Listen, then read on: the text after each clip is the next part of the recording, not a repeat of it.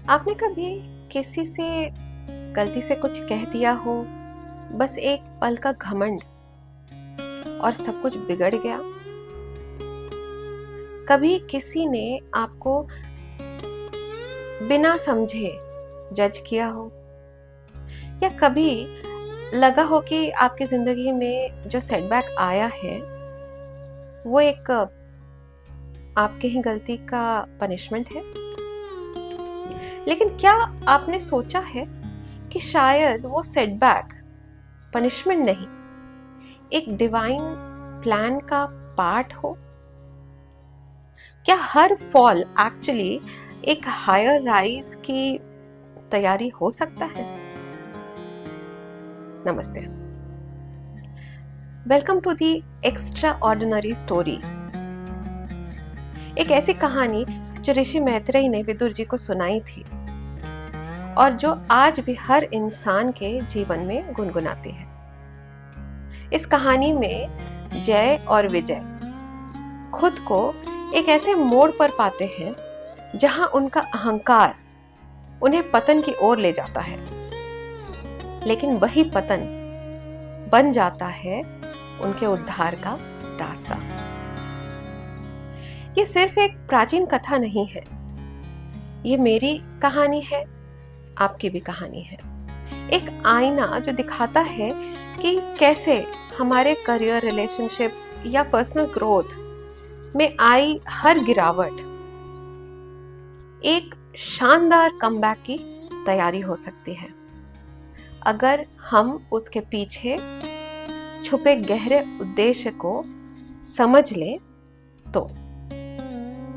दैविक मिलन, क्रोध से श्राप और दुख के रूप में छिपे आशीर्वादों के जरिए ये कहानी बताती है कि कैसे विनम्रता, पश्चाताप और भगवान की स्मृति से सबसे कठिन संकट भी मुक्ति की सीढ़ी बन सकती है।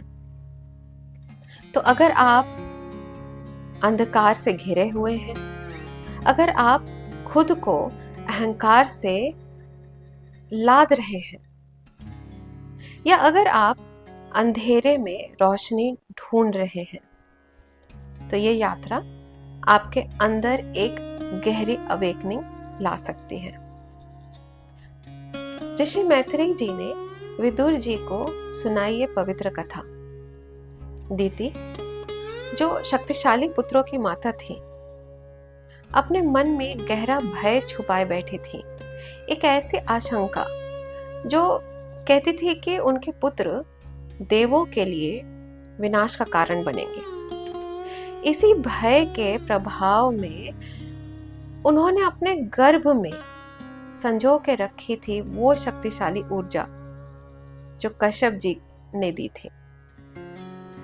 एक ऐसी ऊर्जा जो इतनी प्रबल और रूपांतरक थी कि वो स्वयं देवताओं के तेज को भी मध्यम कर सकती थी।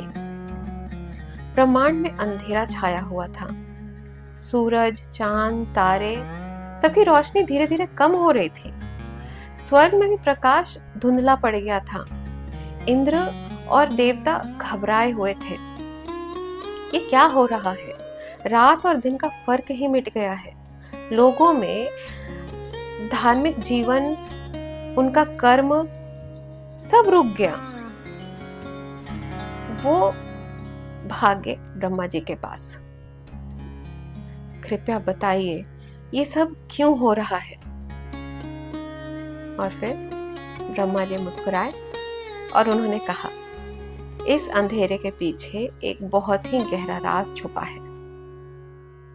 ब्रह्मा जी ने एक प्राचीन कथा सुनाई, वैकुंठ के गेट कीपर्स, जय और विजय की कहानी। बहुत पुराने युग की बात है। मेरे मानस पुत्र सनत कुमार, जो हमेशा पवित्र, विषय विकारों से परे और दिव्य ज्ञान में लीन रहते हैं, वे लोक लोकांतर में भ्रमण करते हुए परम पुरुष की ओर आकर्षित हुए। उनके हृदय में एक ही प्यास थी, भगवान श्री नारायण के दर्शन की प्यास। अंत में वे अपने योग बल के जरिए स्वर्गलोक से परे वैकुंठ धाम तक जा पहुंचे, एक ऐसी जगह जो दुख, द्वंद्व और मोह से परे है, जहां सिर्फ शुद्ध सत्व का वास है। ये वही वैकुंठ है जहां के लोग पहुंचते हैं जो अपने सांसारिक वासनाओं को त्याग कर भक्ति में अटूट विश्वास के साथ भगवान को अर्पित हो जाते हैं। वहां सभी जीव भगवान विष्णु के समन रूप में होते हैं, प्रकाशमय, शांत, दिव्य, आनंद से भरे हुए। सनत कुमार अपनी तपस्या के बल पर बिना किसी रुकावट के वैकुंठ धाम तक पहुंच गए। उनके अंतर में भगवान के दर्शन की तीव्र इच्छा थी, इसलिए वे चरणों की ओर बढ़ते चले गए। दिव्य सौंदर्य को देखे बिना ही आगे बढ़ते चले गए। 6 दिव्य द्वार पार कर चुके थे। वे 7वें द्वार पर पहुंचे। वो अंतिम प्रवेश द्वार था। उस द्वार पर 2 तेजस्वी द्वारपाल खड़े थे, जय और विजय, जो चमकदार आभूषणों से सुसज्जित थे, हाथों में गदा लिए हुए और भगवान के मंदिर के रक्षक थे। लेकिन सनत कुमार, जो दिखने में 5 वर्ष से बालक लगते हैं, दिगंबर बालक, पर जिनके अंदर अनंत काल का ज्ञान था, वे बिना अनुमति के ही आगे बढ़ने लगे। उनका मन निर्मल था और वे तो सभी लोकों में बिना विरोध के ही जाते थे, भ्रमण करते थे, इसलिए उन्होंने किसी रोक टोक की अपेक्षा भी नहीं की थी। जय और विजय ने उनके बल स्वरूप को दिखाकर ईगो और भ्रांति के उस पल में उन्होंने सनत कुमारों को रोका, कठोर शब्दों में बात की और उनका रास्ता रोक दिया। एक ऐसा कर्म जो वैकुंठ के स्वभाव से बिल्कुल विरुद्ध था, जहां ना तो द्वेष होता था, ना ही संकोच या अविश्वास। सनत कुमारों के हृदय में गहरा दुख हुआ। उनके मुख का दिव्य तेज भी धार्मिक क्रोध से थोड़ा मंद पड़ गया। उन्होंने कठोर वाणी में कहा, वैकुंठ में जहां समान भावना, प्रेम और निर्मल दृष्टि का वास है, वहां तुम दोनों ने अहंकार और संदेह कैसे रख लिया? तुम्हारे कर्म तो वैकुंठ के मूल स्वभाव के विरुद्ध हैं। हे वैकुंठ के द्वारपालों, जो लोग भगवान की गहरी भक्ति से यहाँ पहुंचते हैं, उनमें स्वाभाविक रूप से सामदर्शी दृष्टि उत्पन्न होती है। जैसे स्वयं भगवान विष्णु, जो सबके प्रति एक समान प्रेम रखते हैं बिना किसी द्वेष के, तुम भी उन्हीं महान आत्माओं में गिने जाते हो। फिर भी तुम्हारे व्यवहार में ये अलग भेदभाव और अहंकार कैसे आ गया? भगवान तो परम शांत और सर्वथा कपट रहित है, तो ऐसी जगह में संदेह का जन्म कैसे हो सकता है? साफ है, ये संदेह तुम्हारे अपने चित्त की अशुद्धि से उत्पन्न हुआ है। तुम भले ही वैकुंठ के पार्षद हो, लेकिन तुम्हारी बुद्धि अब मंद हो गई है। इसलिए तुम्हारे कल्याण के लिए ही हम ये उचित श्राप देते हैं। तुम दोनों वैकुंठ से पतित हो जाओगे और उन लोकों में जन्म लोगे जहां जीव के शत्रु काम, क्रोध और लोभ राज करते हैं। लेकिन इसी पतन के माध्यम से तुम्हारा मन फिर शुद्ध होगा और तुम पुनः अपनी असली स्थिति में लौटोगे। जय और विजय को तुरंत अपनी भूल का भयानक एहसास हो गया। उन्होंने समझा कि ब्राह्मण के श्राप को कोई नहीं टाल सकता है, स्वयं प्रभु भी नहीं। वे दोनों ऋषि मुनियों के चरणों में गिर पड़े। उनका मन पश्चाताप से भर गया। कांपते हुए स्वरों में उन्होंने प्रार्थना की, हे महान आत्माओं, आपका दंड न्याय युक्त है। हम बस एक वरदान मांगते हैं, चाहे हम जहां भी जन्म लें, भगवान की स्मृति हमसे कभी न छूटे। जब वैकुंठ में ये घटना घट रही थी, तब उस दिव्य लोक में उठी इस हलचल से भगवान स्वयं प्रकट हो गए। उनके साथ थी महालक्ष्मी जी और उनके चतुर्भुज रूप के चारों ओर देवता उनकी सेवा में लगे हुए थे। उनका रूप कृपा से भरा, अनंत दया से संपन्न, सब कुछ दिव्यता से प्रकाशित हो गया। सनत कुमारों ने, जिन्होंने अनेक जन्मों तक भगवान के दर्शन के लिए तपस्या की थी, वे इस परम दर्शन से अभिभूत हो उठे।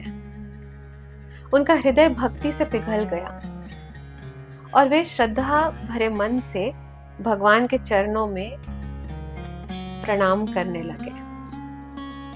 भगवान के मुख पर थी एक कोमल मुस्कान, उनका तेजोमय रूप, उनके सर पर झूलता हुआ मोतियों से सजा छत्र, सब कुछ अमृत जैसा अनुभव होता था, जो मनुष्य के शब्दों से परे है।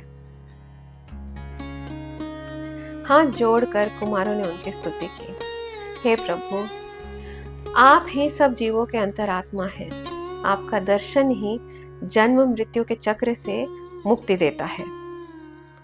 आप गुणों से पड़े फिर भी अपने भक्तों के लिए हर वक्त उपलब्ध होते हैं, अवतरित होते हैं। भगवान विष्णु, जो सर्वोत्तम विनम्रता के स्वरूप है, मधुर वाणी में बोले, हे ऋषियों, मैं आपका न्याय स्वीकार करता हूँ कि मेरे सेवक जय और विजय आपको मेरे यथार्थ भावना समझे बिना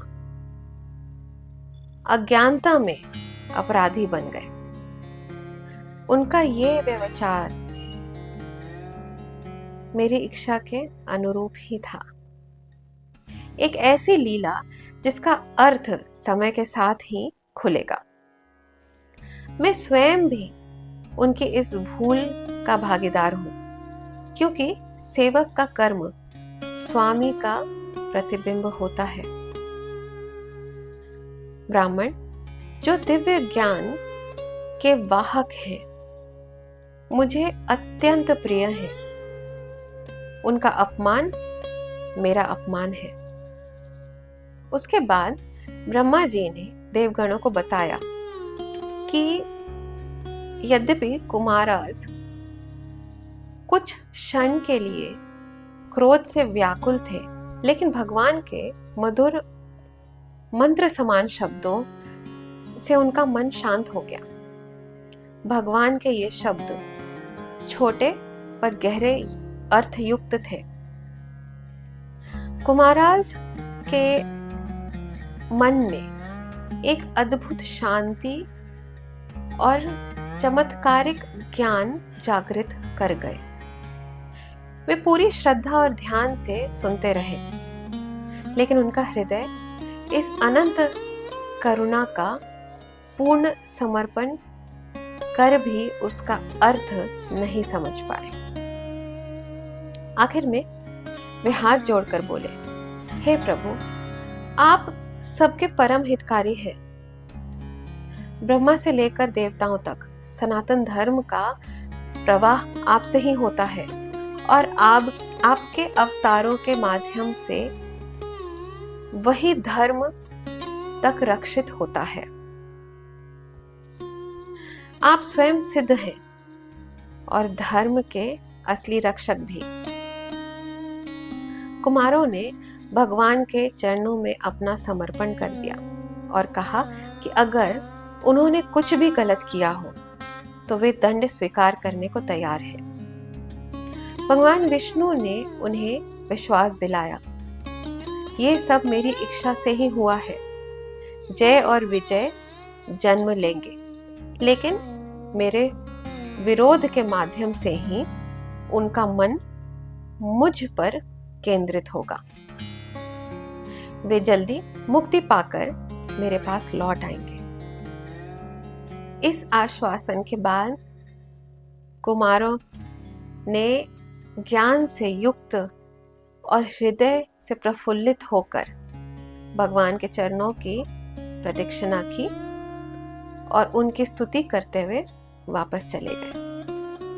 तब भगवान ने अपने द्वारपालों की ओर मुख किया और कहा, चिंता मत करो, मैं चाहता तो श्राप को तुरंत मिटा सकता था, लेकिन ब्राह्मणों के सम्मान के लिए मैं इसे फलीभूत होने दूंगा।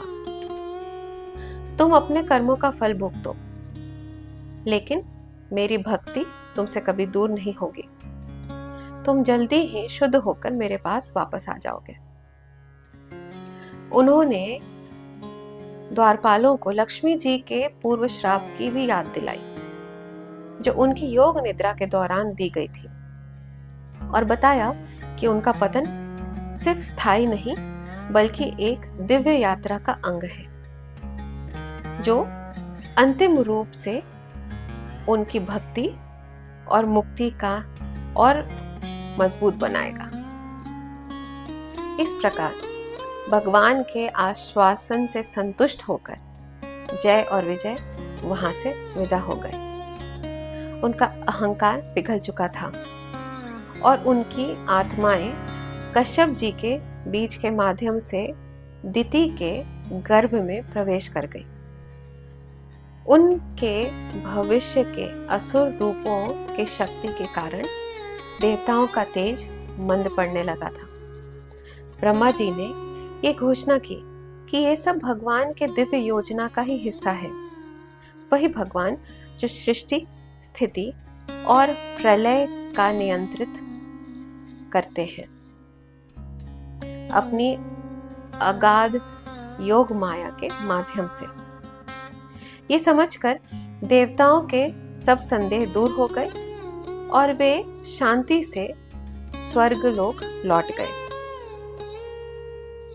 अक्सर हम दूसरों को तुरंत जज कर लेते हैं, कठोर शब्दों से रिएक्ट भी कर देते हैं या विनम्रता को भूल जाते हैं।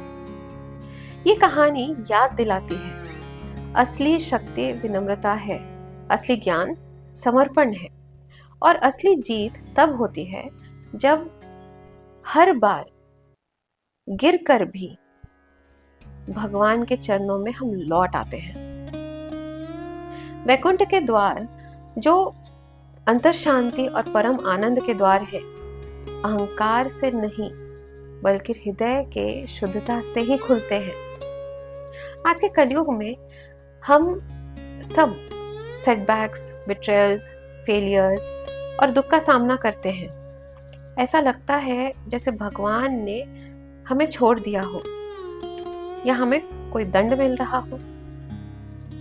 लेकिन इस कहानी की दृष्टि से देखें तो हर गिरावट एक दिव्य तैयारी हो सकती है, एक नए और ऊंचे उड़ान के लिए। बस ये जरूरी है कि हम भगवान की स्मृति से जुड़े रहें, चाहे काम की जगह हो, रिश्तों में हो या अपने अंदर के संघर्ष में। जब अहंकार हमारे विवेक को धुंधला कर देता है या क्रोध उभर आए, तो याद रखें, विनम्रता, पश्चाताप और सच्ची भक्ति ही हर श्राप भी एक वरदान बना सकता है। जय और विजय की कहानी हमें ये सीख देती है, अहंकार पतन लाता है। भगवान के सबसे निकट सेवक भी जब जब अहंकार और भेदभाव में आ गए तो उन्हें भी दुख और वनवास झेलना पड़ा। आज भी अहंकार और जजमेंट हमें अपनी असली पोटेंशियल से दूर कर देते हैं। एक एम्प्लॉय ईगो में किसी को इंसल्ट कर देता है और फिर उसका डाउनफॉल तो होता ही है, पर वही उसका सेल्फ रियलाइजेशन भी बन सकता है। गलतियां भी बन सकती हैं भक्ति के पुल। जय विजय का श्राप उनका अंत नहीं था, बल्कि एक नई शुरुआत जो उन्हें एक गहरी भक्ति की ओर ले गई। ऐसे ही हमारी असफलताएं अगर हम विनम्रता और श्रद्धा के साथ स्वीकार कर लें तो वे हमारे स्पिरिचुअल अवेकनिंग का जरिया बन जाती हैं। कोई रिलेशनशिप में ब्रेक होता है, लेकिन फिर समझ आता है कि असली प्यार क्या होता है। क्षमा और दिव्य दया की शक्ति। भगवान विष्णु ने अपने सेवकों को तिरस्कृत नहीं किया, बल्कि प्रेम से उन्हें उनके मूल तक वापस लेके आए। आज के रिश्तों में भी क्रोध और सजा से ज्यादा परिवर्तन क्षमा और दया से आता है। ज्ञान और धर्म का सम्मान। जो धर्म में स्थित है, जो ज्ञान में स्थित है, उनका सम्मान करना सामाजिक संतुलन के लिए आज भी उतना ही आवश्यक है। अगर हम दुख के लोकों में भी जन्म लेते हैं तो भी भगवान की स्मृति एक ऐसी जीवन रेखा है जो हमें हमेशा घर वापस ले आती है। जय और विजय की कहानी एक प्रमाण है।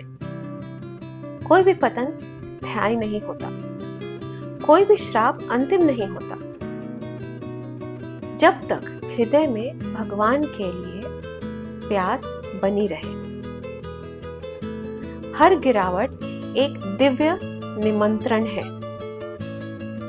नीचे रुकने के लिए नहीं, बल्कि उससे भी ऊंचे उठने के लिए, जितना कभी सोचा भी नहीं था। अब आते हैं इस फेवरेट सेक्शन पे, the Krishna moment. When Lord Vishnu himself arrives at the gates of Vaikuntha, not to save his own pride, but to uphold the dignity of the Brahma Kumaras and guide his fallen attendants. That's the Krishna moment. It's the divine miracle where the Lord takes the blame of his devotees' mistakes. He says, मेरे सेवक की गलती मेरी है, लेकिन वो मेरी इच्छा थी। He turns a curse into a path of moksha. And most importantly, he doesn't remove the suffering. He fills it with the meaning.